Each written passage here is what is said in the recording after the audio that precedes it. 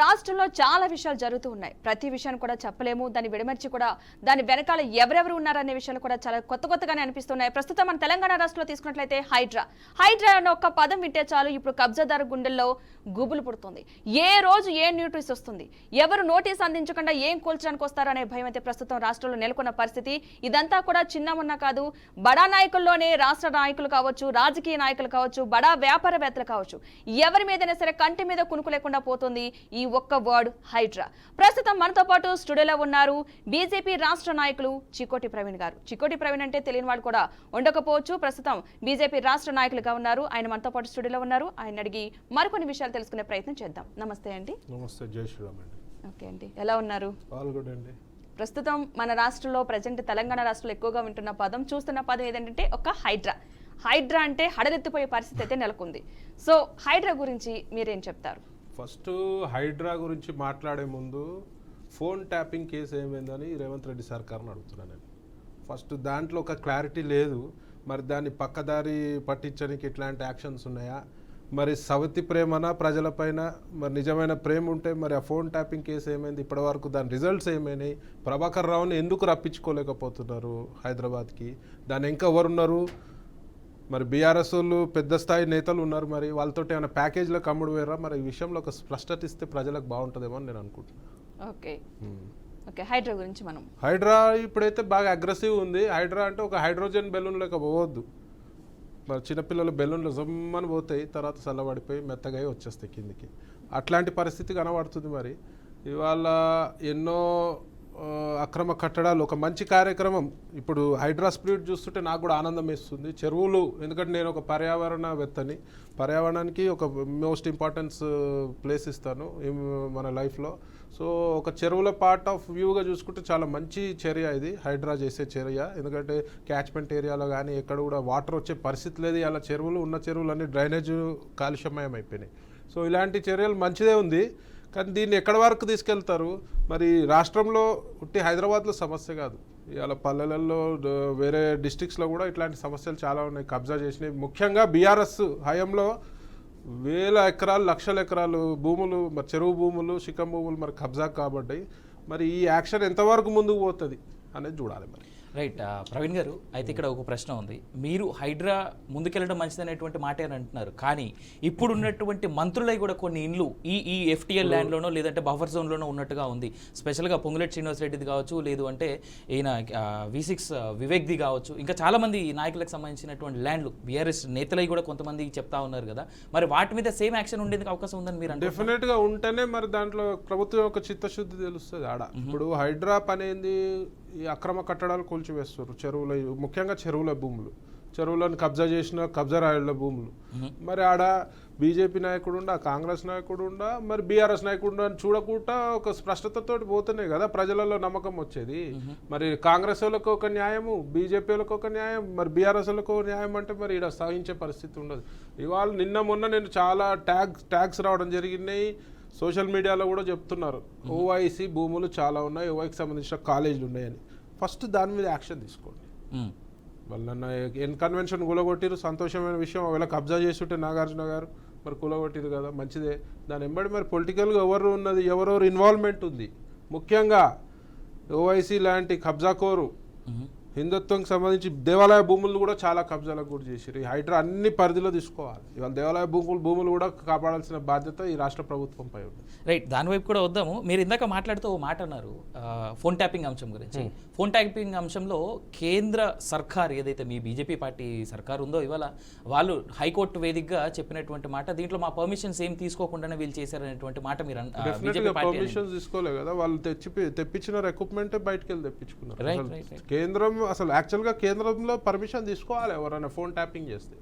ఎవరు ప్రమేయం లేకుండా సాక్షాత్తు ఈ రాష్ట్ర ముఖ్యమంత్రి అప్పుడు ఆపోజిషన్ లీడర్ ఉండే ఆయన ఫోన్లు కూడా ట్యాపింగ్ చేశారు కదా. మరి ఆయన ఫోన్లు ట్యాపింగ్ చేసినందుకే ఇంత హడావిడి చేసి మరి ప్యాకేజీలకు అమ్ముడు పోయి మరి ఇప్పుడు చల్లబడ్డరా అని అడుగుతున్నారు. బట్ సేమ్ టైం ఇదే మాటకి అంశానికి కనుక వస్తే, ఇదే ఫోన్ ట్యాపింగ్ అంశంలో కేంద్రంగా మీ బాధ్యత లేదా? కేంద్ర సర్కార్గా మీ రాష్ట్రం ఇప్పుడు రాష్ట్రం కేసులు పెట్టింది. మీకు చేత కాకపోతే సిబిఐకో మాకు లెటర్ రాయండి కేంద్రానికి, మాకు చేతనైతే లేదు దీంట్లో ఎంక్వైరీ చేయడానికి, మీరు చేయండి అని చెప్పి చెప్పండి. మరి అట్లనన్నా చెప్తే మరి మేము కూడా డెఫినెట్గా దాంట్లో ఇంటర్ఫియర్ అవ్వడానికి చూస్తాం. బట్ దీంట్లో దేశానికి సంబంధించినటువంటి దేశ భద్రతకు సంబంధించినటువంటి టెర్రరిస్టులకు సంబంధించింది కావచ్చు, లేదంటే మావోయిస్టులకు సంబంధించినటువంటి డేటా కూడా చాలా వరకు డిలీట్ అయ్యింది, రిమూవ్ చేయబడింది అనేటువంటి మాట ఉంది. ఇది ఖచ్చితంగా సెంట్రల్ గవర్నమెంట్ ఇన్వోక్ తీసుకొని వాళ్ళకై వాళ్ళు చర్య తీసుకోవాల్సిన అవసరం కదా? దర్యాప్తు రాష్ట్ర పరిధిలో ఉంది.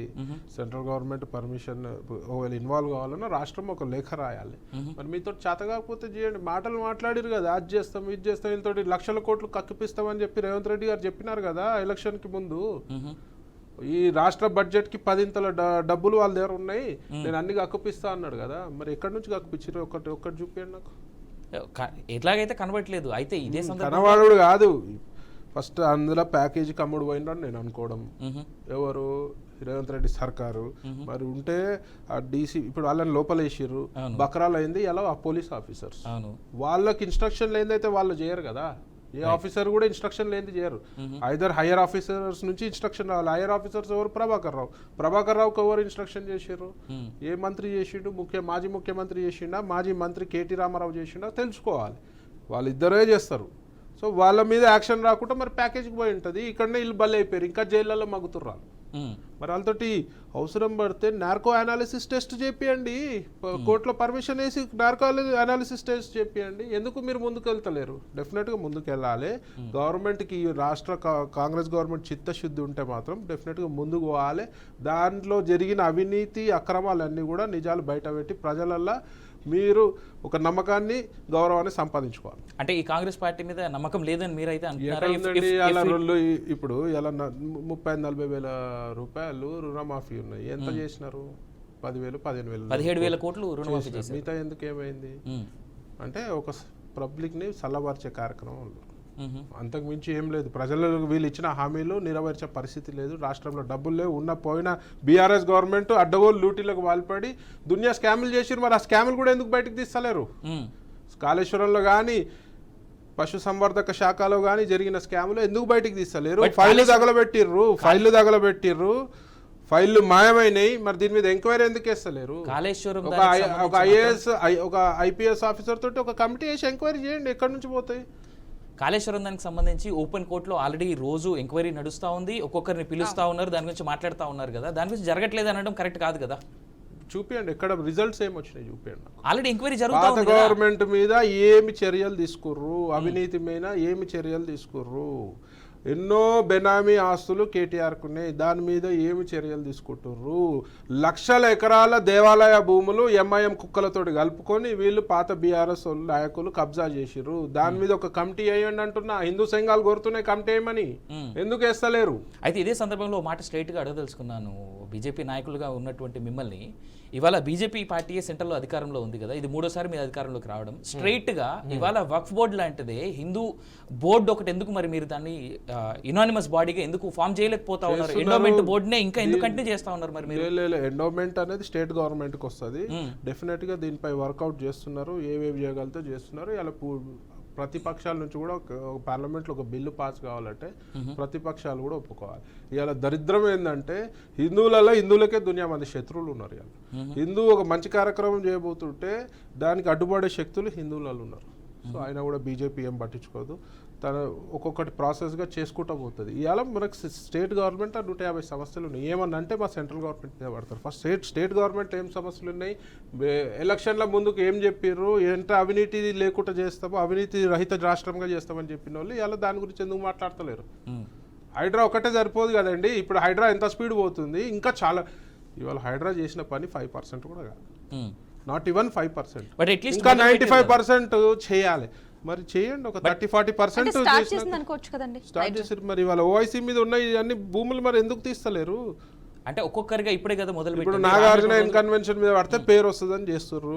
పొలిటికల్ వాళ్ళు తీయేస్తే అప్పుడు నేను ఒప్పుకుంటాను. హైడ్రా సమర్పించినటువంటి నివేదిక ప్రకారంగా దానం నాగేందర్ వీళ్ళ ప్రస్తుత కాంగ్రెస్ ఎమ్మెల్యే చెప్తా ఈడ కాంగ్రెస్ బీజేపీ బీఆర్ఎస్ ఒక హైడ్రాకి చిత్తశుద్ధి ఉంటే అడ్డం వచ్చిన ఎవరైతే అవినీతి పరంగా కట్టిన కట్టడాలు, అక్రమ కట్టడాలు అన్నిటి కొట్టుకుంటా పోవాలి. అది ఎవరి అనేది చూడొద్దు, అప్పుడే వీళ్ళని మాట ఒప్పుకుంటా నేను. గవర్నమెంట్లో చిత్తశుద్ధి ఒప్పుకుంటా.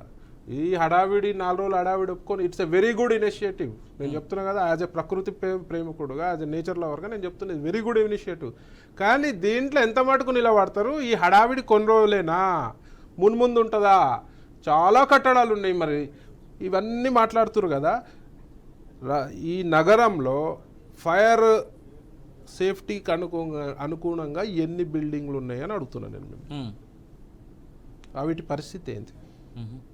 దాంట్లో ఇరికి ఎవడన్నా ఫైర్ యాక్సిడెంట్ అయ్యి చనిపోతే వాళ్ళ పరిస్థితి ఏంది, వాళ్ళ గ్యారెంటీ ఏంది? ఇవాళ ప్రతి బిల్డింగ్ ఫైర్ నార్మ్స్కి మ్యాచ్ అవుతున్నాయా?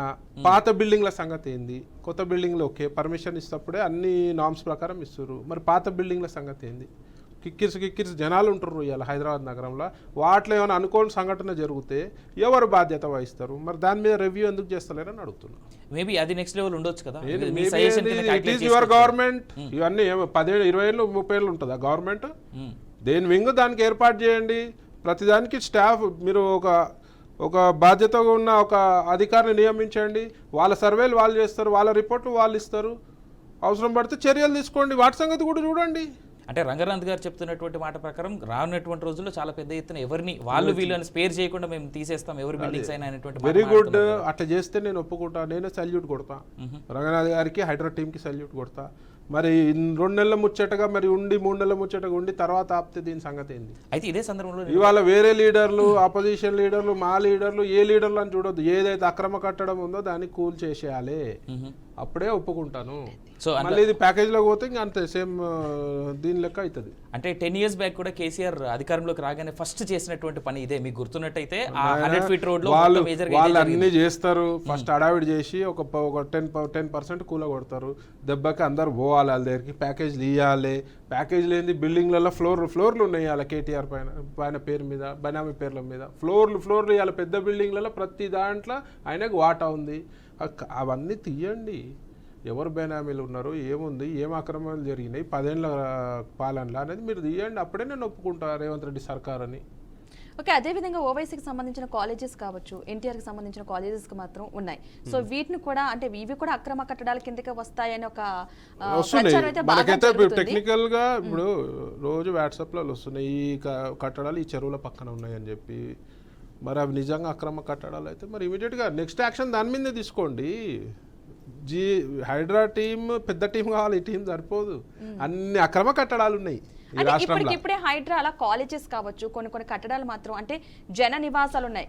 అలాంటి కూల్చేయడం వల్ల మరి వాళ్ళ కేరళ 30 floors బిల్డింగ్ ఒక రివర్ పక్కన ఉంటే 30 or 35 నాకు గుర్తులేదు కరెక్ట్గా. Very big building. Government action తీసుకోపోతే కోర్టులు వేసినారు. కోర్టు ఇమీడియట్ కూలగొట్టమని ఇచ్చింది. అందులో నాకు తెలిసిన వాళ్ళు కూడా ఫ్లాట్స్ కొన్న వాళ్ళు ఉన్నారు కేరళలో, కొచ్చిన్లో. మీరు గూగుల్ చూసుకోండి. నిర్దాక్షిణంగా కొట్టిపడేసినారు. డెఫినెట్గా కొట్టాలి. ఎందుకు కట్టిర్రు?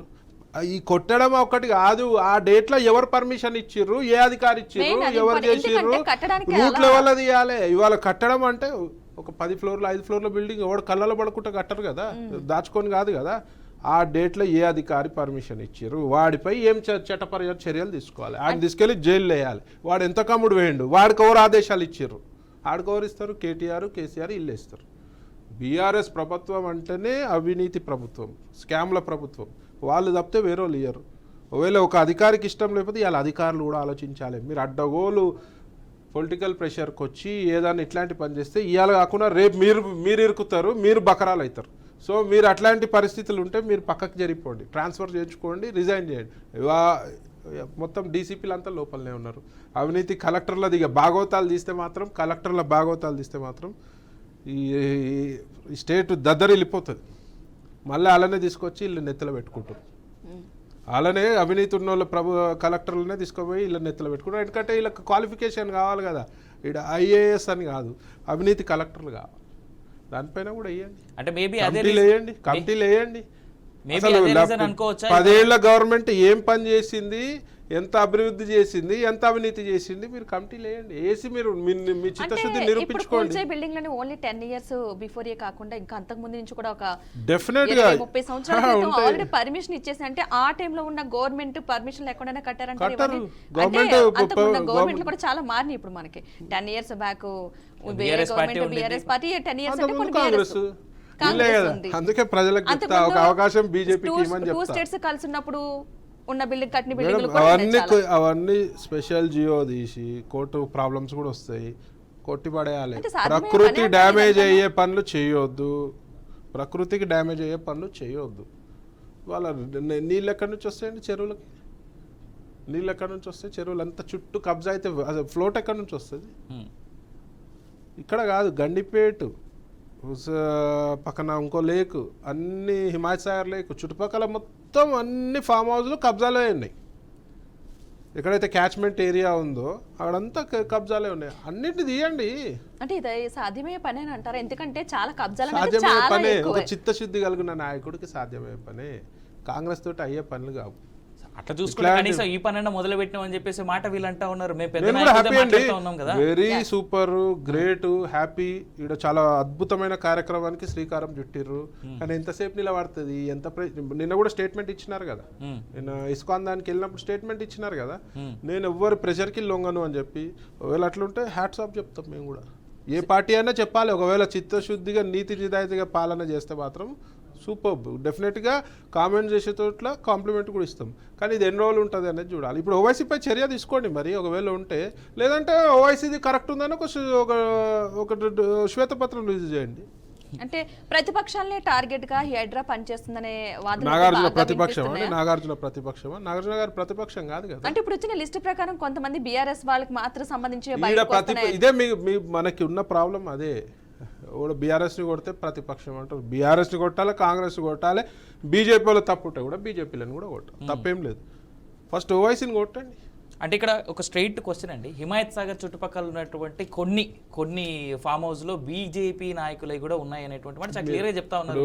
బీజేపీ అనేది ఒక చిత్తశుద్ధి కలిగిన పార్టీ బీజేపీ పార్టీ. ఉన్న దేశంలో ఉన్న అన్ని పార్టీల ఎథికల్ పార్టీ అని ఉందంటే బీజేపీ పార్టీ. మా బీజేపీ నాయకులు ఉంటే చికోటి ప్రవీణ్ ఉంటే కూడా కొట్టేయండి, తప్పేం లేదు కదా. ఇదే మాట కేటీఆర్ చరిత్ర తీయమంటున్నా కదా, ప్యాకేజ్లకు అమ్ముడు వేరీలు. ఆయన చరిత్ర తీయండి, ఏమేం స్కామ్లు ఉన్నాయి తీయండి.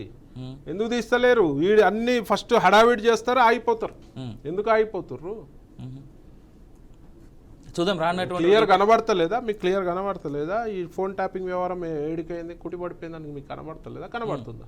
కనబడతా ఉన్నది. బట్ అంత క్లియర్ కనబడుతుంది. ఏ విషయం సరే హడావిడిగా రావడం, కొన్ని రోజులకి హడావిడి జరుగుతుంది, కొన్ని రోజులకి మర్చిపోయే స్థాయికి అయితే వెళ్ళిపోతుంది. సరే, హైడ్రా విషయం అయిపోయింది. కానీ నెక్స్ట్ ఇప్పుడు మనం కోల్కతా ఘటన తీసుకుందాం.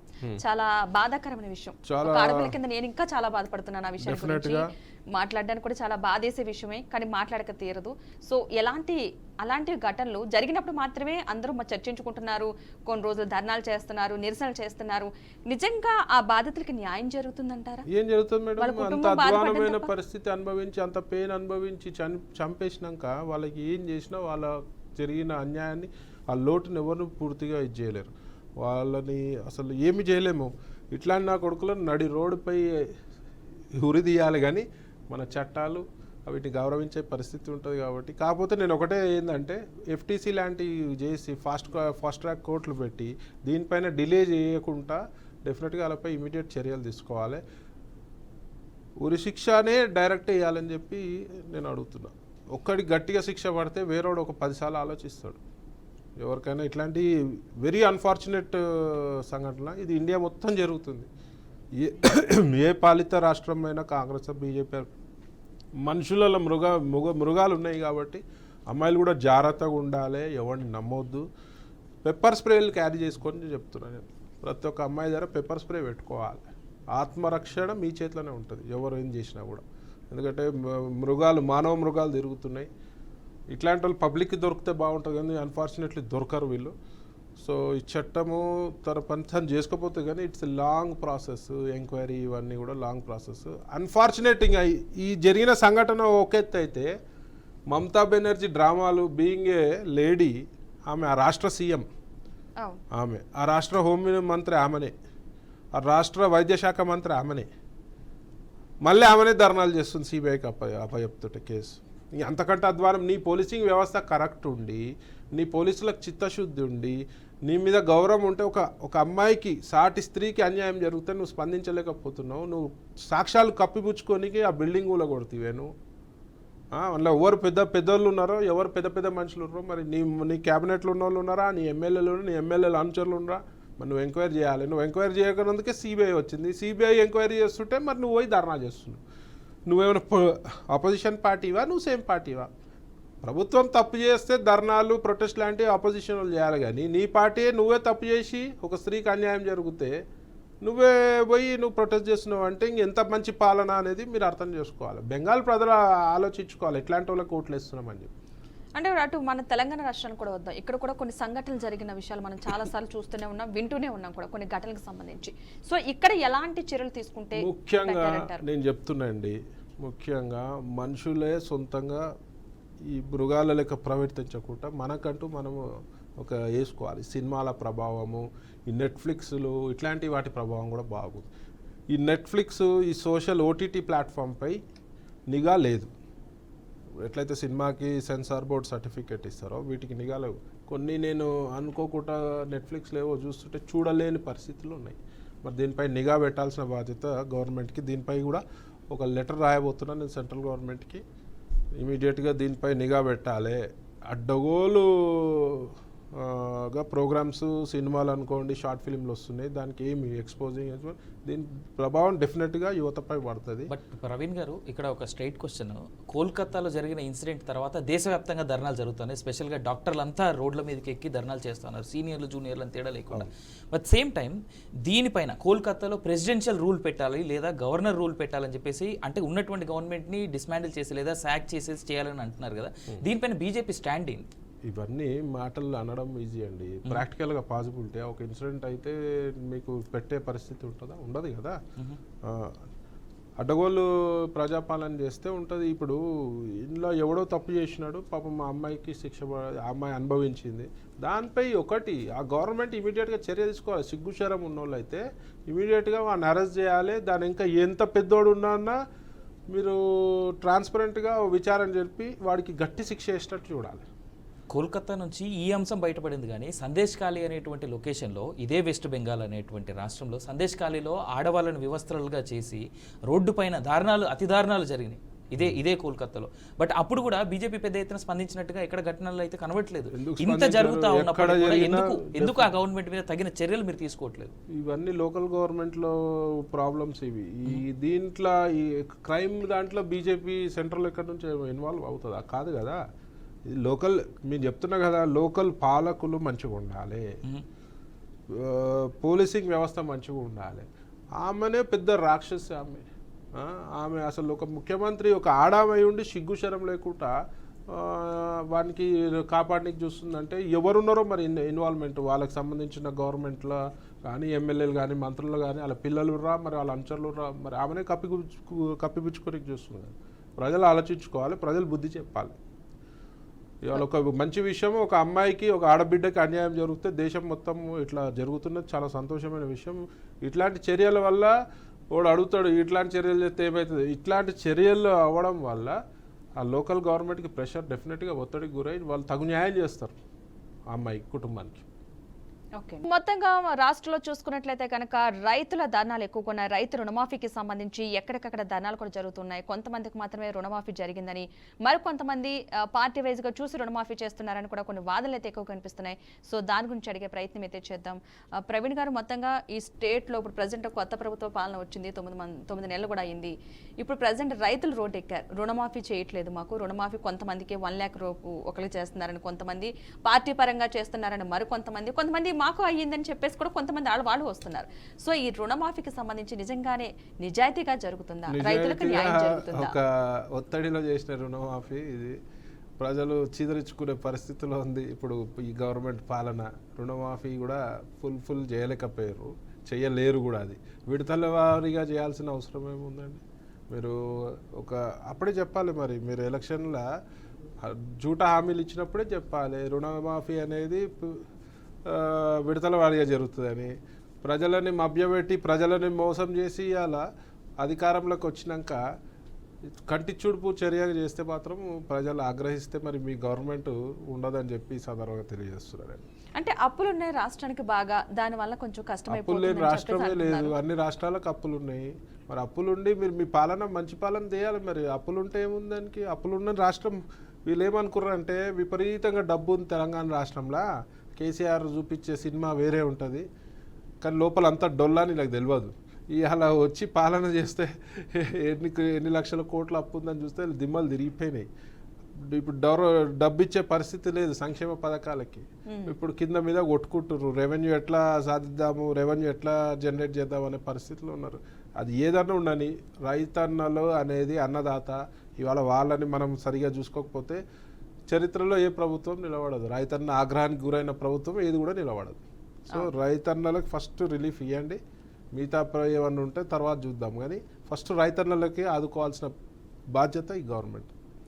అదేవిధంగా యూత్ విషయానికి వస్తే కనుక ఈ డ్రగ్స్కి కావచ్చు, గంజాయికి విచ్చలవిడిగా అలవాటు పడిపోతున్న వైనం కనిపిస్తుంది మనకి. గత 10 ఏళ్ల క్రితంలో డ్రగ్స్ కల్చర్ తెచ్చిన చరిత్ర బీఆర్ఎస్ది. ఎస్పెషల్లీ కేటీఆర్ని బ్లేమ్ చేస్తా. క్లబ్ కల్చరు, ఈ డ్రగ్స్ కల్చర్ తెచ్చి ఆయనకు అన్ని క్లబ్లలో షేర్లు ఉన్నాయి, బెనామీలకు షేర్లు ఉన్నాయి. సో డ్రగ్స్ని ఎంకరేజ్ చేసిన ప్రభుత్వం ఏదైనా ఉందంటే అది బీఆర్ఎస్ ప్రభుత్వం. సో వచ్చి రేవంత్ రెడ్డి గారు బాగానే చేస్తున్నారు డ్రగ్స్ పైన, కానీ ఏదైతే చేస్తున్నారో డ్రగ్స్ గంజాపై సరిపోదు. డ్రగ్స్ ఎక్కడి నుంచి వస్తున్నాయో మూల సెంటర్ కింది రూట్ లెవెల్ నుంచి తీయాల్సిన బాధ్యత గవర్నమెంట్ పై ఉంది. ముఖ్యంగా ఆంధ్రాకి వెళ్ళి వచ్చే గంజాయి కూడా చెక్ పోస్టులు వివిధ రకాలుగా తీసుకొస్తున్నారండి. ఇవాళ డ్రగ్స్ క్వాంటిటీ ఇంతనే కాబట్టి రకరకాలుగా చేస్తారు. ఎన్ని అప్డేట్ అయినా వాళ్ళు ఏదో రకంగా తెస్తారు. ముఖ్యంగా నగరంలో ఉన్న క్లబ్బులపై నిఘా పెట్టాల్సిందిగా ఈ ప్రభుత్వాన్ని కోరుతున్నా. మరియు చెక్ పోస్టులు ఏర్పాటు చేసి గంజాయిపై గట్టి చర్య తీసుకోవాలి. అవసరం పడితే వీళ్ళపై పీడీ యాక్టులు పెట్టాలి. ఈ ఎంక్వైరీ అనేది చాలా డిలే చేస్తున్నారు. ఎంక్వైరీ డిలే చేయవద్దు. డిలే చేయకుండా మరి అందులో కూడా ఎవరన్నా దగ్గర డబ్బులు తీసుకుంటారో లేదో చూసుకొని హానెస్ట్ ఉన్న ఆఫీసర్స్ని ఈ యొక్క టీంకి వేసి మరి అరికట్టకపోతే మాత్రం రాష్ట్రం నాశనం అయిపోతుంది డ్రగ్స్ వల్ల, గంజాయి వల్ల. ముఖ్యంగా ఇంకో ప్రమాదం ఉంది. గంజాయి వల్ల క్రైమ్ రేట్స్ చాలా పెరిగిపోయినాయి. ఇవాళ హత్యలు, అత్యాచారాలు, దోపిడీలు కూడా గంజాయి వల్ల జరుగుతుంది. గంజాయి తాగితే కూడా ఒక గట్టి చర్యకు పాల్పడాలి. గంజాయి తాగిన వాళ్ళ మీద కూడా పీడీ యాక్ట్లు పెట్టి 8-9 నెలలు జైల్లో ఉంటే వాళ్ళకి బుద్ధి వస్తుంది. గంజాయి అమ్మిన వాళ్ళకి ఇంకా గట్టి చర్యలు తీసుకోవాలి. బట్ ఇవాళ గ్రామ స్థాయిలో స్కూల్ పిల్లల వరకు కూడా గంజాయి చాక్లెట్లని, గంజాయి అనేది చాలా వరకు చేరిపోయింది కదా, దీన్ని కట్టడి చేయడం అంత సులభం అని అనుకుంటా? చాలా టఫ్ జాబు. దీనికి ప్రత్యేకమైన బృందాలు ఏర్పడి రూట్ లెవెల్ కట్ చేయాలి. ఎక్కడి నుంచి వస్తున్నాయో ఆ లెవెల్ కట్ చేస్తే మాత్రం కష్టం అనుకుంటా ఖాళీ కూర్చుంటే ఇంకా పెరిగిపోతుంది. అది ఎక్కడైతే ఇప్పుడు ఆనకట్ట వేయాల్సిన పరిస్థితి లేకపోతే మాత్రము ఈ తెలంగాణ రాష్ట్రము డ్రగ్స్ వల్ల, గంజాయి వల్ల ఈ నేరాలు అడ్డగోలు జరుగుతాయి. బట్ ఇదొక్కటే కాదు కదా, తెలంగాణలో ప్రత్యేకంగా చూసుకుంటే లిక్కర్ మీద చాలా పెద్ద ఎత్తున ఆదాయం వస్తుంది ఈ స్టేట్లో. అండ్ ప్రతి విలేజ్లో ఒక బెల్ట్ షాప్ని మనం చూస్తూ ఉన్నాం. సో ఇది ఇంతకుముందు కాంగ్రెస్ అధికారంలోకి వచ్చే కంటే ముందు ఓ మాట అన్నారు, మేము బెల్ట్ షాపులు కట్టడి చేస్తాం అనేటువంటి Revanth Reddy. At the same time అదే రేవంత్ రెడ్డి గారు మొన్న గీత కార్మికుల కోసం సపరేట్గా కిట్ ఏదో తయారు చేసి ఇచ్చిన రోజున కూడా గీత కార్మికుడికి మీ ఊరు దాకా ఏంటది బెల్ట్ షాప్ రాకుండా మీరే చూసుకోండి, మీరే కట్టడి చేసుకోండి, లేదంటే మీ ఆదాయాన్ని గండి పడుతుంది అనేటువంటి మాట అన్నాడు. మరి దీన్ని ఏ యాంగిల్ వాళ్ళు చేసుకుంటే మరి పోలీసింగ్ ఎందుకు, ఎక్సైజ్ శాఖ ఏం చేస్తుంది, మరి గవర్నమెంట్ ఎందుకు దాటి పాలన చేసుకుంటే? బట్ అన్ని హాస్యాస్పదంగా ఉన్నాయి అన్ని. అది ఒక పిల్ల చేష్టల కింద లెక్క పెడతా నేను. మెచ్యూర్ లేని మాటలు మాట్లాడొద్దు. బెల్ట్ షాప్ వస్తే ఆడ మరి ఎక్సైజ్ శాఖ ఏం చేస్తుంది, లోకల్ పోలీస్ వ్యవస్థ ఏం చేస్తారు? వాళ్ళు చూసుకునేది ఉంటే వాడు ఇంటికి దొంగడు వస్తే మీరే చూసుకోండి వాడు రాకుండా అన్న అర్థం ఉందా మాట్లాడితే? ఇది ఒక అన్మెచ్యూర్డ్ మాటలు. రైట్. ఇక బీజేపీ స్టేట్ పార్టీ విషయానికి వద్దాం. ప్రవీణ్ గారు, మీరు బీజేపీ పార్టీలో అధికారికంగా ఉన్నారు కాబట్టి అధికార నేతగా ఒక మాట క్లియర్గా చెప్పండి. మీ బీజేపీ ఫ్లోర్ లీడరు ప్లస్ ఎమ్మెల్యేలకి అలాగే మీ పార్టీ అధ్యక్షుడికి మధ్యలో చాలా పెద్ద వైరం, చాలా పెద్ద గ్యాప్ వచ్చినట్టుగా కనిపిస్తూ ఉన్నది. రీసెంట్గా పార్టీ ఆఫీస్లో వచ్చిన కంప్లైంట్ కనీసం దూరం నుంచి వచ్చేటువంటి ఎమ్మెల్యేలకి పార్టీ ఆఫీస్లో ఒక్క రూమ్ కూడా ఇచ్చినట్టుగా లేదు అనేటువంటి మాట వినిపిస్తూ ఉన్నది పార్టీ లోకల్గా. ఇది ఎంతవరకు వాస్తవం? మాకెప్పుడు కూడా గ్యాప్ లేదు. గ్యాప్ లేకుండా మేము నెక్స్ట్ ప్రభుత్వము తెలంగాణ రాష్ట్రంలో బీజేపీ ఏర్పాటు దిశగానే పనిచేస్తున్నాం. అందరం కూడా కోఆర్డినేట్ అయ్యే పనిచేస్తున్నాము. ఇబ్బంది ఏం లేదు. ఏమన్నా అంటే నేలెత్తి చూపించే విధంగా ఏదో ఒకటి అనాలి కాబట్టి మా తప్పులు దొరికాయి కాబట్టి ఏదో మాట్లాడుతుంటారు. పొంతన లేదు, వాళ్ళకు వీళ్ళకు వాడతలేదు, అది చేస్తారు ఇది చేస్తారు అని చెప్పి ఫస్ట్ మీరు చక్కగా మీ పార్టీ చక్కగా చూసుకోండి, ప్రజలకు గట్టిగా సేవ చేయండి, ఏమేమి లోపాలు ఉన్నాయో ప్రజలకు ఇచ్చిన హామీలను నెరవేర్చే ప్రయత్నం చేయండి. తర్వాత బీజేపీ గురించి ఆలోచించండి. బీజేపీ అనేది ఒక డిసిప్లిన్ అధిష్టానానికి అనుకూలంగా ఒక లైన్ ప్రకారం పోతుంది. చిన్న కార్యకర్త నుంచి మా రాష్ట్ర అధ్యక్షుడు కూడా ఎవరు కూడా లైన్ తప్పి పోదు. డిసిప్లిన్ కలిగిన పార్టీయే బీజేపీ పార్టీ. కానీ ఇదే బీజేపీ పార్టీ కార్యకర్తల నుంచి లేదా కొంతమంది బీజేపీ అంటే ఇష్టపడుతున్నటువంటి ఓటర్ల దగ్గర నుంచి వినిపిస్తున్నటువంటి మాట ఏంటంటే అధికారంలోకి ఒకవేళ నెక్స్ట్ ఎలక్షన్స్ వస్తే బీజేపీ అధికారంలోకి వస్తుంది, అధికారం వైపుగా మేము అడుగులు వేస్తున్నామని మీరంటా ఉన్నారు. బట్ అయినప్పటికీ కూడా ప్రజల్లో ఉన్నటువంటి మాట ఏంటంటే ఇవాళ ప్రధాన ప్రతిపక్షంగా ఉండాల్సినటువంటి బీజేపీ పాత్ర బీఆర్ఎస్ఏ అఫీషియల్గా తీసుకుంది తప్ప బీజేపీ వాళ్ళు ఎక్కడ మాకు కనబడలేదు. నెక్స్ట్ 5 ఏళ్లలో మేము కింది స్థాయి నుంచి ప్రణాళికలు చేసుకుంటా ఓటర్కి ఎట్లా దగ్గర కావాలి, ప్రజలలో విశ్వాసం ఎట్లా పొందాలి. ఆల్రెడీ మా ఓటింగ్ శాతం అంతా మీరు రిజల్ట్స్ చూసిర్రు, ఎమ్మెల్యే ఎలక్షన్లో చూసిర్రు, ఎంపీ ఎలక్షన్లో చూసిర్రు. ఎవరు ఊహించలే బీజేపీకి ఒక్క సీటు కూడా రాదు, శూన్యం అని చెప్పి మన మాజీ సీఎం గారు అన్నారు. ఇవాళ వాళ్ళ పరిస్థితి ఏంది, వాళ్ళ పార్టీ పరిస్థితి ఏంది, వాళ్ళ లీడర్లు ఎక్కడ పోతుర్రు, వాళ్ళ ఎమ్మెల్యేలు ఎక్కడ జంప్ అవుతారు చూసుకోవాలండి. ఉన్నోళ్ళ ఎమ్మెల్యేలు కూడా వికెట్ అట్టేవారు, వాళ్ళు ఉన్న ఎమ్మెల్యేలు కూడా వికెట్ అట్టేవారు. వాళ్ళు మా దగ్గర రాజీనామా చేసి రావాలన్నందుకు మా దగ్గరకు వస్తాదుకు భయపడుతుర్రు. ఇప్పుడు వాళ్ళైతే కాంగ్రెస్ అయితే ఓపెన్ దుకాణమే పెట్టింది, రండి మేము ఎవరినైనా అవినీతి వాళ్ళని చేర్చుకుంటాము. ఇప్పుడు పటాన్చేరు ఎమ్మెల్యే చూసిరు కదా ఎంత అవినీతి ఉందో, చేర్చుకుర్రు, సిగ్గుశరం లేకుండా కాంగ్రెస్ వాళ్ళు చేర్చుకుర్రు. మరి అట్లాంటి ఎమ్మెల్యేల పైన చర్యలు తీసుకోవాల్సింది పోయి వీళ్ళు ఉల్టాలను చేర్చుకుర్రు అంటే వీళ్ళు ఎంత నీచ రాజకీయం చేస్తుర్రు, ఎంత వీళ్ళకి భయము. మళ్ళీ ఏడా స్ట్రాంగ్ అవుతారా, మళ్ళీ వస్తే వీళ్ళ సీట్లు వీళ్ళకి కాంగ్రెస్ వాళ్ళకి ఎప్పుడు ఎంతసేపు సీట్ల మీద ఉంటుంది. ప్రజలకు చేయాలని ఎవ్వరికి ఉండదు కాంగ్రెస్ వాళ్ళకి. ఎంతసేపు మేము అధికారంలో ఉన్నాం. ఆయన స్టేట్మెంటే ఇచ్చింది కదండి వాళ్ళ నేషనల్ అధ్యక్షుడు, జమ్మూ కాశ్మీర్లో కాంగ్రెస్ వస్తే దేశం మొత్తం పూరా దేశ్ హమారే కబ్జా మే రైతా. ఏం మాట అండి, నువ్వు నేషనల్ లీడర్వి, దేశ్ హమారే కబ్జా మే రైతా అంటారా? అంటే మొత్తం దేశానికి కబ్జా చేస్తావా? బిడ్డ ఇవాళ కాంగ్రెస్ మీద నమ్మే పరిస్థితి లేదు. ఈ గవర్నమెంట్ వచ్చింది కూడా తెలంగాణ రాష్ట్రంలో కాంగ్రెస్ మీద ప్రేమతో రాలే, బీఆర్ఎస్ మీద కోపంతో వేసిర్రు. అది ఏదో లక్కులు వచ్చిర్రు. నెక్స్ట్ టైం మిమ్మల్ని ప్రజలు అసహించుకునే పరిస్థితి ఉంటారు. ఎందుకంటే మీరు ఇచ్చిన హామీలను నెరవేర్చుకునే పరిస్థితిలో లేరు. అంటే ఉన్న ప్రస్తుత ప్రభుత్వం అయితే అభివృద్ధి వైపు వెళ్ళాలంటే ఎలాగ వెళ్తే మంచిదంటారు? అభివృద్ధిలోకి మనం ముందుకు రావాలంటే అప్పులు అని అంటున్నారు కాబట్టి ఎప్పుడు చూసినా అభివృద్ధి చేయలేక అప్పులు అంటారు మేడం. మీకు అర్థమైతలేదు. వాళ్ళు ఎంతసేపు మీరు ఒక ఫండ్ రిలీజ్ చేయాలి అంటే మీకు డబ్బులు కావాలంటే ఆ ఫండ్ ఎందుకు ఆపుతారు? ప్రజలు అడుగుతారు. ఇప్పుడు ఒక సపోజ్ మంచి సంక్షేమ కార్యక్రమమే ఉంది, ఏమైంది మీరు ఇస్తలేరు మాకు అని అడిగితే అప్పులు ఉన్నాయి, ఏనుంది కావాలి, అప్పులు ఉన్నాయి, అవన్నీ ఎందుకు చెప్తారు? మీరు రాష్ట్ర రెవెన్యూని పెంచుకోండి, మీరు ఎట్లా చేస్తారో చేసుకోండి, కేంద్రం నుంచి హెల్ప్ తీసుకోండి. కేంద్రం కూడా డెఫినెట్గా తెలంగాణ ప్రజల పాలిట ఎప్పుడు కూడా ఒక సానుకూలంగానే ఉంటుంది. కేంద్ర ప్రభుత్వం ప్రజలకు ఎప్పుడు మంచి మంచి స్కీములు అన్నీ ఇస్తూనే ఉంటారు. వీళ్ళు కొన్ని స్కీములు అయితే మా పేరు చెప్పకుండా వీళ్ళు మావే అని చెప్పుకో తిరుగుతారు. ఏమంటున్నా అంటే ఫస్ట్ ఇచ్చిన హామీలను నెరవేర్చే పరిస్థితి చూడండి. కొంచెం ప్రజలలో నమ్మకం వస్తుంది, రైతన్నలకు ముఖ్యంగా. ఇవాళ ఒక బిల్లు పాస్ అయ్యే పరిస్థితి లేదు. గత 10 ఏళ్లలో ప్రభుత్వంలో జరిగిన ఏవైతే అభివృద్ధి కార్యక్రమాలు, బ్రిడ్జులు కానీ అలాంటి కాంట్రాక్టర్లు బిల్లు ఇచ్చే పరిస్థితి లేదు.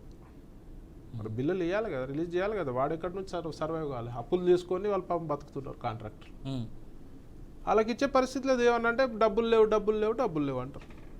ఓకే, బీజేపీలోనే పెద్ద పెద్ద నాయకులకే ఒకరికి పడట్లేదు, కొన్ని వర్గాల కింద చీలిపోతున్నాయి అంటున్నారు. ఆ వాక్యాలతో మీరు ఏకీభవిస్తారా? నేను అసలు ఏకీభవించను. అన్ని వర్గాలు మా దగ్గర వర్గపోరు లేదు. ఉన్న వర్గపోరు అంతా కాంగ్రెస్లోనే ఉంటుంది. మా దగ్గర వర్గపోరు అనేది లేదు. అందరం కలిసికట్టుగానే చేస్తున్నాము. నిశ్చితంగా గమనిస్తున్నాం ఏం నడుస్తుంది, ఏం చేస్తుర్రు, మా లీడర్లు మాట్లాడుతుర్రు. మీరు అంటారు ఎమ్మెల్యేలకి ఎంపీలకి పొంతం లేదని. డెఫినెట్గా అందరు కలిసికట్టుగానే ప్రయాణం చేస్తున్నాం. నేను కూడా మొత్తం రాష్ట్రం తిరుగుతున్నా. మరి నేనైతే ఏ వర్గానికి చెందినోని కాదు కదా. మరి నాకు సంజయ్ గారు క్లోజ్గా ఉంటారు, కిషన్ రెడ్డి గారు క్లోజ్గానే ఉంటారు, మంచిగా ఉంటారు. ఈటల రాజేందర్ గారు మంచిగా ఉంటారు, మా రఘునందన్ రావు గారు మంచిగా ఉంటారు, మా ఎమ్మెల్యేలు అందరూ మంచిగా ఉంటారు. ఇవన్నీ గాలి మాటలు తప్పించి ఏం లేదండి. రైట్, ఇంత మాట్లాడుతున్నటువంటి మీరు ఎట్లా చూసుకున్నా కానీ ఎంతో కొంత గ్రూపులు, కొన్ని గ్రూపుల కింద బండి సంజయ్దో గ్రూప్ కింద, కిషన్ రెడ్డిదో గ్రూప్ కింద లాంటివే పనిచేస్తూ ఉన్నాయి బీఆర్ఎస్లో, బీజేపీ పార్టీలో అనేటువంటి మాట ఉంది. అదేవిధంగా రానున్నటువంటి లోకల్ బాడీ ఎలక్షన్స్లో వీళ్ళలో ఏ పెద్ద నాయకుడిని ఎన్ని కలిసినా సరే రేపు మాకు టికెట్ రాదేమో, ఆయనను కలిసినా కాబట్టి ఈయన వర్గం నుంచి టికెట్ రాదేమో అనేటువంటి మాట కూడా ఒకటి భయం వినిపిస్తూ ఉందిగా బీజేపీ. మొన్న ఎమ్మెల్యే ఎలక్షన్లప్పుడు సంజయ్ గారి దగ్గరికి ఈటల రాజేందర్ గారు వేరు ప్రచారానికి, ఈటల రాజేందర్ గారి దగ్గరికి సంజయ్ గారు వేరు, రఘునందన్ రావు గారి దగ్గరికి సంజయ్ గారు వేరు, రఘునందన్ రావు గారు సంజయ్ గారి దగ్గర వేరు. ఇవన్నీ ఇంటర్నల్ మాకు మంచిగా లేకపోతే మేము పోం కదండి. అన్నీ స్పెక్యులేషన్స్ వద్దు, స్పెక్యులేషన్స్ ఇవన్నీ స్పెక్యులేషన్సే. అందరు కలిసికట్టుగా చేస్తున్నాం. మా నెక్స్ట్ చేయం, నెక్స్ట్ 5 ఏళ్లలో వచ్చే ఎలక్షన్లో మేము ఈ లోకల్ బాడీ ఎలక్షన్లో బీజేపీ సత్తా చూపిస్తాం. హైదరాబాద్ రానున్న ఎలక్షన్లో బీజేపీ సత్తా చూపిస్తాం. కార్పొరేషన్ ఎలక్షన్లో ఏ ఎలక్షన్లో అయినా బీజేపీ సత్తా చూపిస్తాము. ఇవాళ మా ఓటింగ్ శాతం పెరిగింది, ప్రజలల్లో ఒక అసహ్యం వేస్తుంది. కాంగ్రెస్ బీఆర్ఎస్లో నమ్మాలంటే ఇలా ప్రజలలో ఆలోచనలు లేవు. చాలా చేంజెస్ అయినాయి 6 monthsలో. ప్రజలు నమ్మే పరిస్థితిలో లేరు. ఒక్క అవకాశం బీజేపీకి ఇవ్వాలని ఒక దృఢ సంకల్పంలో ఉన్నారు ప్రజలు. ఇవాళ దాన్ని మేము ఎట్టి పరిస్థితుల్లో ప్రజల నమ్మకాన్ని డెఫినెట్గా బొమ్ము కాకుండా మేము నెక్స్ట్ 5 ఏళ్లలో వస్తే ఒక బ్యూటిఫుల్ పాలన, డబుల్ ఇంజన్ సర్కార్ వస్తుంది. నెక్స్ట్ 5 ఏళ్లలో కేంద్రంలో కూడా బీజేపీ. బట్ ఈ మాట మీరు అంటున్నారు, కానీ ప్రజల్లో ఉన్నటువంటి మాట ఏంటంటే కేవలం ఎలక్షన్స్ అప్పుడే బీజేపీ పార్టీ జనాల్లో కనిపిస్తుంది. ఎవరు అంటలేరు. ఇవాళ బీజేపీకి పెద్దపీట వేయబోతుంది. తెలంగాణ సౌత్ నుంచి కూడా చెప్తారు, మార్పు కోరుకుంటున్నారు. వాళ్ళు 10 ఏళ్ళలో చేసిన అవినీతి వీళ్ళు 5 ఏళ్లలో, వాళ్ళు చేసిన 10 ఏళ్లలో అవినీతి వీళ్ళు 5 ఏళ్లలో చేస్తారు. చూసుకోండి. అంటే బీఆర్ఎస్ కు ప్రత్యామ్నాయం బీజేపీ మాత్రమే. అంటే 100% బీఆర్ఎస్ కి ప్రత్యామ్నాయం అన రాష్ట్రంలో ప్రజల పాలిట ఒక మంచి గవర్నమెంట్, ప్రజల పాలిత ప్రభుత్వం రావాలంటే ఒక బీజేపీ తోటే సాధ్యమవుతుంది. వాళ్ళ ఎన్ని స్కాములు చూసుకుని బీఆర్ఎస్లు ఉంటాయి. గత 55-60 ఏళ్లలో స్కాములు చూస్తే కాంగ్రెస్లో ఎన్ని స్కాములు అండి. Major 2G spectrum scam, Bofors scam, Robert Wadhera scam, coal scam, గడ్డి స్కాము. ఉన్న స్కామ్ స్టార్స్ అంతా ఏడుంటారు చెప్పండి మీరు. దేశంలో ఉన్న స్కామ్ స్టార్స్ మమతా బెనర్జీ అనుకో, లాలూ ప్రసాద్ యాదవ్ అనుకో, 2G స్పెక్ట్రమ్లో ఉన్న వాళ్ళు ఏడుంటారు? ఇండియా కూటమిలో ఉంటారు. స్కామ్ స్టార్స్కి అంతా ఇండియా కూటమిలో ఉంటారు. స్కీమ్ స్టార్స్ అంతా మా గవర్నమెంట్లో ఉంటారు, మా కూటమిలో ఉంటారు. సో బీజేపీ హయాంలో ఎట్లాంటి స్కాములు కావు. కాంగ్రెస్ హయాంలో ఏదైనా పాసిబిలిటీ ఉంటుంది. స్కాములు చూస్తే మీరు చరిత్ర చూసుకోండి ఎన్ని స్కాములు అయినాయో. సో ప్రజలు ఇలా రియలైజ్ అవుతారు ప్రజలు. సో డెఫినెట్గా బీజేపీకి పట్టం కట్టే రోజు దగ్గరలో. అంటే కాంగ్రెస్ స్పీడ్ కి బీజేపీ తట్టుకోగలదా అని చెప్పేసి అంటున్నారు. కాంగ్రెస్ స్పీడ్ కి బీజేపీ తట్టుకోగలదా అని. స్పీడ్ మా బీజేపీని తట్టుకోవడం ఏ పార్టీ వల్ల కాదు, అవ్వట్లేదు కూడా. ఎన్ని కూటములు, ఎన్ని దొంగలు, ఎంతమంది తయారయ్యారు ఈ కూటమి, ఇండియా కూటమిలా. కాంగ్రెస్కి ఇంకోటి ఫండింగ్ పాకిస్తాన్ లాంటి ఉగ్ర దేశాల నుంచి కూడా వస్తున్నాయి, చైనా లాంటి ఉగ్ర దేశాల నుంచి కూడా వస్తున్నాయి, శత్రు దేశాల నుంచి కూడా వస్తున్నాయి. ఎందుకంటే మోదీ గారు ఉంటే వీళ్ళ పప్పులు ఉడకాయి. బంగ్లాదేశ్ కానీ చైనా కానీ పాకిస్తాన్ పప్పులు ఉడకాయి కాబట్టి వాళ్ళ నుంచి కూడా సపోర్ట్ వస్తుంది. ఇవాళ దేశాన్ని ప్రేమించేటోడు బీజేపీ కోటిస్తాడు.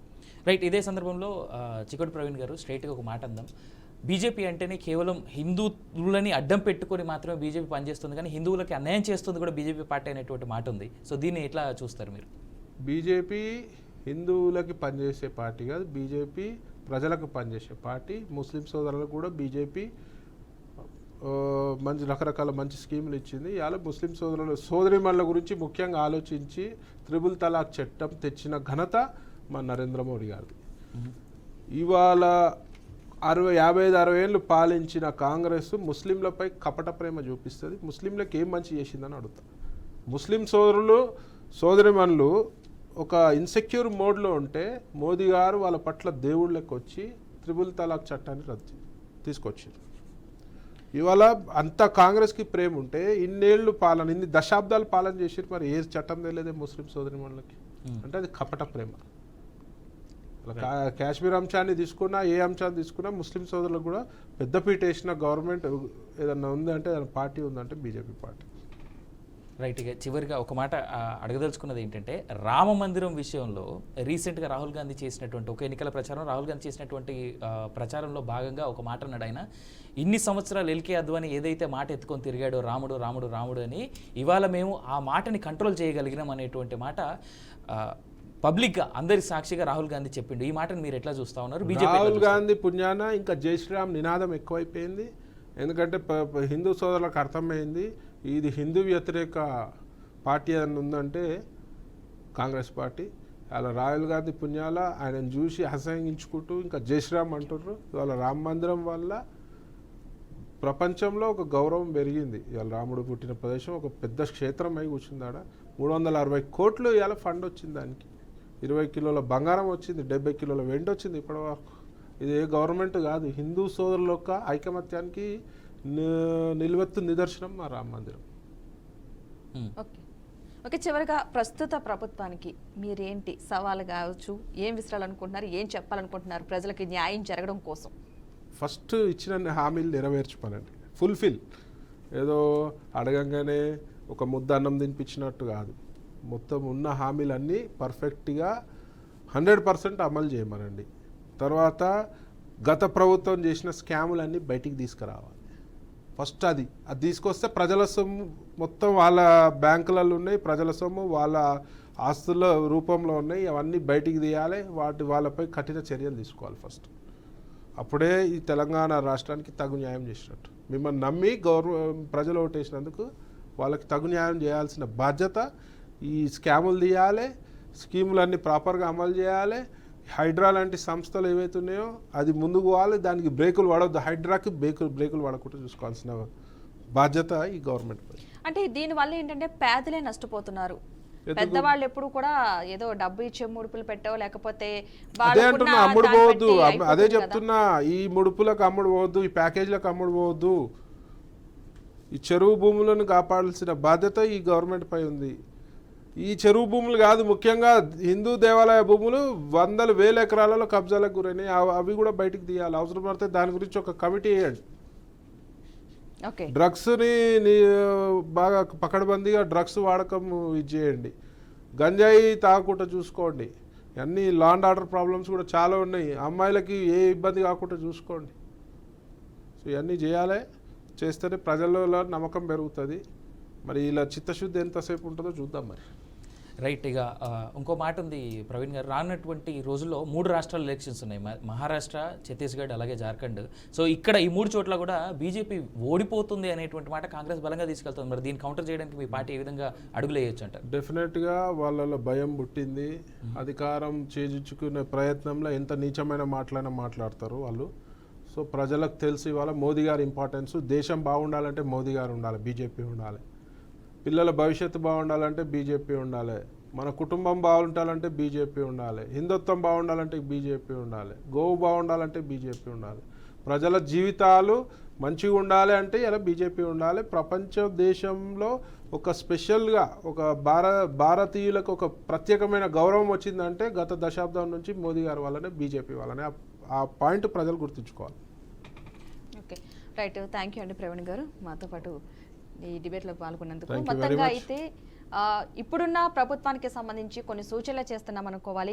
దీనికి సంబంధించి ప్రవీణ్ గారు కొన్ని వ్యాఖ్యలు కూడా చేశారు. ఏంటంటే ప్రభుత్వం ఎవరికైనా సరే ప్రజలకు లాభం చేకూర్చే విధంగా ఉండాలి, ప్రజలకున్న కష్టాలు తీర్చే విధంగా ఉండాలి, ప్రజలకు ఇచ్చిన హామీలు నెరవేర్చే విధంగా ఉండాలి. ఆ విధంగా ముందుకు వెళ్ళాలని కోరుకుంటున్నామని చెప్తున్నారు. ఎప్పుడు కూడా కాంగ్రెస్ బీజేపీకి పోటీ కాదు. బీజేపీ తెలంగాణలో చాలా అభివృద్ధి పథంలో ముందుకు వెళ్తుంది. ఇంకా ప్రజల మన్ననలు పొందుతామనే ధీమా వ్యక్తం చేస్తున్నారు.